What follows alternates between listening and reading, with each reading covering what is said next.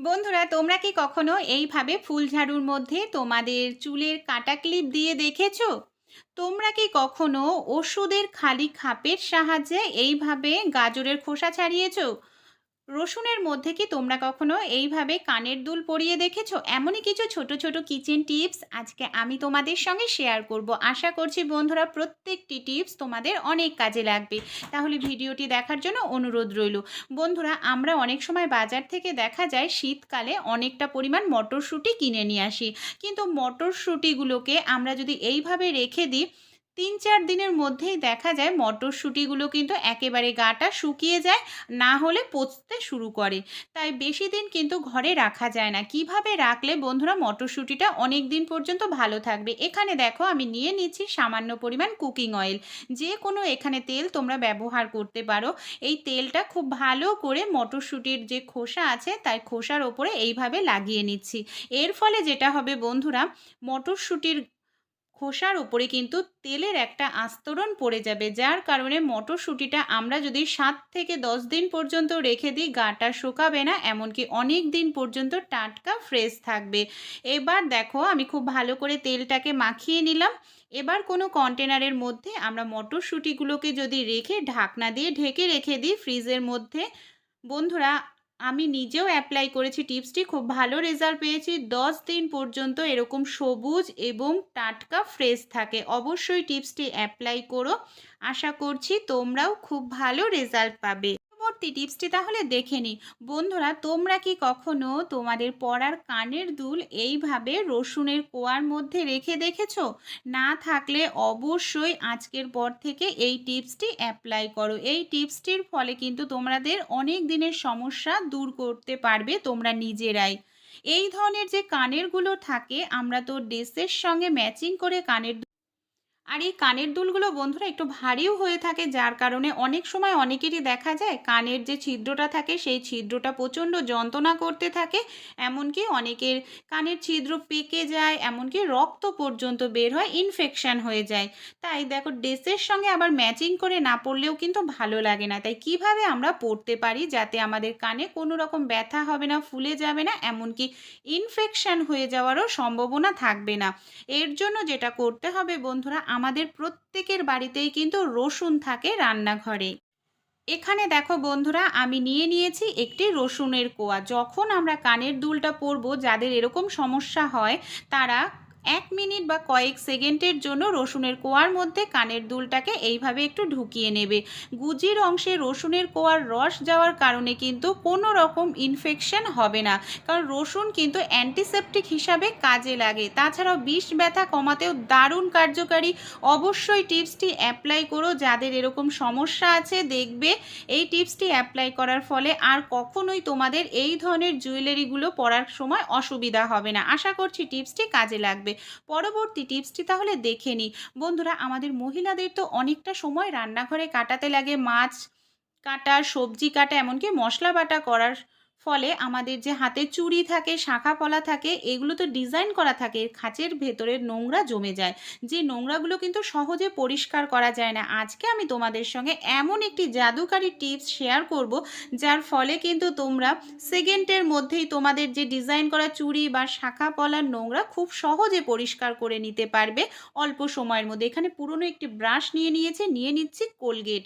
সামান্য একটু পরিমাণ বন্ধুরা কোলগেট লাগবে, তাও অনেকটা লাগবে না। দেখো একবার দাঁত মাজার জন্য যতটুকু আমাদের কোলগেট প্রয়োজন ততটুক পরিমাণে কোলগেট আমি এখানে নিয়ে নিচ্ছি। তারপরে যেটা করব, এই শাঁখাটার গায়ে খুব ভালো করে লাগিয়ে নেব। দেখো প্রথমেই দেখালাম শাঁখাটা কি পরিমাণে নোংরা হয়েছে। পরিষ্কার করার পর বন্ধুরা দেখবে একেবারে নতুনের মতো চকচক করতে থাকবে। মনেই হবে না যে এটা পুরনো একটি শাখা, এমনকি নোংরা জমে গেছে। কোলগেটটা দিয়ে খুব ভালো করে এইভাবে মাখিয়ে নিতে হবে। শাখার গায়ে একটু ডলে ডলে আমি মাখিয়ে নিচ্ছি। দেখো এবার ব্রাশটাকে আমি একটু জল দিয়ে ভিজিয়ে নিয়েছিলাম। এই ব্রাশটা দিয়ে এইভাবে দেখো আমি নোংরাটা ডলতে শুরু করেছি। কয়েক সেকেন্ড সময় লাগবে বন্ধুরা, তাহলেই যে খাঁচের ভেতরে নোংরাগুলো আছে খুব সহজে উঠে যাবে। তোমাদের অসুবিধা হলে আর একটু জল লাগিয়ে নিতে পারো, যদি মনে হয় একেবারে শুকনো উঠতে চাচ্ছে না। আমি দেখো এইভাবে পরিষ্কার করে নিচ্ছি, আর একটু জল লাগিয়ে নিলাম, তাহলে নোংরাটা খুব ভালোভাবে উঠে যাবে। ভালো করে দেখো ডলে নিয়েছি। এবার আমি তোমাদের জল দিয়েও ধুয়ে দেখাচ্ছি বন্ধুরা যে আমাদের পুরনো শাখাটা কত সুন্দর নতুনের মতো চকচকে হয়ে গেছে। যত নোংরা ছিল ডিজাইনের খাঁচের ভেতরে দেখো পুরোপুরি উঠে গেছে। কেউ দেখে বলবেই না যে এটা সেই পুরনো শাখা। অবশ্যই তোমরা এইভাবে শাখা বা ডিজাইন করা চুড়ি পরিষ্কার করে দেখো, সময়ও কম লাগবে। এমনকি তোমরা কম খাটনিতেই তোমাদের জিনিসটা পরিষ্কার হয়ে যাবে। মানে ঘন্টার কাজ তোমরা মিনিটেই করে নিতে পারবে। তাহলে চলো পরবর্তী টিপসটি দেখে নিই। বন্ধুরা, আমরা বাজার থেকে অনেক সময় দেখা যায় যে টমেটোগুলো কিনে নিয়ে আসি। টমেটোগুলো হয়তো আমরা অনেকটা নিয়ে এসেছি, আমাদের হয়তো ততটা পরিমাণ লাগছে না, আমরা ফ্রিজের মধ্যে রেখে দিচ্ছি। কিন্তু ফ্রিজের মধ্যে বেশ কিছুদিন থাকলেও দেখা যায় টমেটোটা নরম হয়ে যেতে থাকে, বিশেষ করে বোটার দিকে অনেক সময় দেখা যায় পচতে শুরু করে। তাই কিভাবে রাখলে বন্ধুরা টমেটোগুলো একেবারে ফ্রেশ থাকবে? টমেটোর যদি বোটাটা থাকে তাহলে তো খুব ভালো কথা, টমেটোটা কিন্তু অনেক দিন টাটকা থাকে। কিন্তু বোটাটা যদি না থাকে তাহলে কিন্তু তাড়াতাড়ি নষ্ট হয়ে যায়। তাহলে কিভাবে ভালো রাখবে? আমাদের প্রত্যেকের বাড়িতেই কিন্তু বন্ধুরা সেলুটেপ থাকে। এখানে দেখো আমি ছোট, ছোট করে সেলুটেপটাকে কেটে নিচ্ছি। বোটার যে অংশটা রয়েছে, বোটার অংশে আমি এইভাবে সেলুটেপ অল্প, অল্প করে সেলুটেপ আটকে দিচ্ছি। বোটার অংশে সেলুটেপটা আটকানোর কারণে বন্ধুরা এখানটায় কিন্তু হাওয়া বাতাসটা লাগবে না। হাওয়া বাতাস না লাগলেই টমেটোটা বোটার অংশ থেকে পচতে শুরু করবে না। আর বোটার অংশ পচতে শুরু করলে পুরো টমেটোটাই পচে নষ্ট হয়ে যায়। অবশ্যই টিপসটি তোমরা অ্যাপ্লাই করো বন্ধুরা। তোমাদের টমেটো তোমরা ফ্রিজের মধ্যে 15 থেকে 20 দিন পর্যন্ত রেখে দিতে পারো। একটিও টমেটো নরমও হবে না, পচবেও না। তারপরে আমাকে কমেন্ট করে জানিও যে টিপসটি তোমাদের কীরকম লাগলো। আশা করছি টিপসটি তোমাদের অনেক কাজে লাগবে। তোমাদের বন্ধু বান্ধবদের কাছে অবশ্যই বন্ধুরা টিপসগুলি শেয়ার করো। তাহলে চলো পরবর্তী টিপসটি দেখে নিই। বন্ধুরা, আমরা তো গাজরের খোসা ছাড়ানোর জন্য এই ধরনের যে আলু ছিলনিগুলো হয় সেগুলো ব্যবহার করি। এর ফলে দেখা যায় গাজরের খোসার সঙ্গে বেশ কিছুটা পরিমাণ গাজরও কিন্তু আমাদের নষ্ট হয়ে যায়। এইভাবে অনেকগুলো গাজর ছুললে গাজরের খোসার সঙ্গে বেরিয়ে যায় অনেকটা গাজর। কিন্তু ওষুধের যে খালি খাপ থাকে বন্ধুরা, এটার সাহায্যেও কিন্তু আমরা গাজর ছুলে নিতে পারি। অল্প সময়ও লাগবে, সেই সঙ্গে একটু গাজর আমাদের নষ্ট হবে না। এখানে দেখো আমি নিয়ে নিচ্ছি খালি ওষুধের খাপ। যে ওষুধের খাপগুলো আমরা ফেলে দিই, ফেলে দেওয়া জিনিস দিয়েই কিন্তু এখানে কাজে লাগাচ্ছি। দেখো এইভাবে আমি যদি আলতো করে একটু ধরে নিয়ে ডলতে থাকি, দেখো কত সহজে গাজরের খোসাগুলো আমাদের উঠে যাচ্ছে। একটু গাজর কিন্তু খোসার সঙ্গে আমাদের উঠছেও না, নষ্টও হচ্ছে না। আর এই কাজটি তোমরা কিন্তু সেকেন্ডের মধ্যেই করে নিতে পারবে। সময়ও কম লাগবে, তোমাদের জিনিসটাও নষ্ট হবে না। তাহলে বন্ধুরা, আমরা সংসারের কাজগুলো যদি একটু ছোট ছোট বুদ্ধি খাটিয়ে করি তাহলে কিন্তু কোনো কাজই আমাদের কঠিন মনে হয় না। যে কোনো কাজ আমাদের সহজ হয়ে যায়, এমনকি আমরা নিজেদের সংসারের খরচাটাও বাঁচিয়ে ফেলতে পারি। আশা করছি এই টিপসটিও তোমাদের অনেক কাজে লাগবে বন্ধুরা। দেখো কত অল্প সময়ে আমি দুটো গাজরের খোসা ছাড়িয়ে নিলাম, আর তাও একটু কিন্তু আমাদের গাজর নষ্ট হয়নি, আর কতটা সুন্দরভাবে গাজরের খোসাটা আমাদের ছাড়ানো হয়ে গেছে। টিপসটি কীরকম লাগলো কমেন্ট করে কিন্তু আমাকে জানাতে ভুলো না। তাহলে চলো পরবর্তী টিপসটি দেখে নিই। বন্ধুরা, আমাদের বাড়িতে যে এই ধরনের ফুলঝাড়ুগুলো থাকে, আমরা তো এই ধরনের ফুলঝাড়ুগুলো দিয়ে আমাদের ঘরটা পরিষ্কার করে থাকি। ঘরটা যখন পরিষ্কার করি, ঘরের যে নোংরাটা থাকে এই ধরনের ফুলঝাড়ুর গায়েও কিন্তু আটকে যায়। যেহেতু এগুলো একটি গাছের থেকে তৈরি হয় ফুলঝাড়ুগুলো, তাই এই ফুলঝাড়ুগুলোকে যদি আমরা বারবার জল দিয়ে পরিষ্কার করি বেশি দিন কিন্তু টেকে না। আর এই ফুলঝাড়ুগুলোর দামটাও কিন্তু অনেকটাই বেশি, অনেকটা দাম দিয়েও কিনতে লাগে।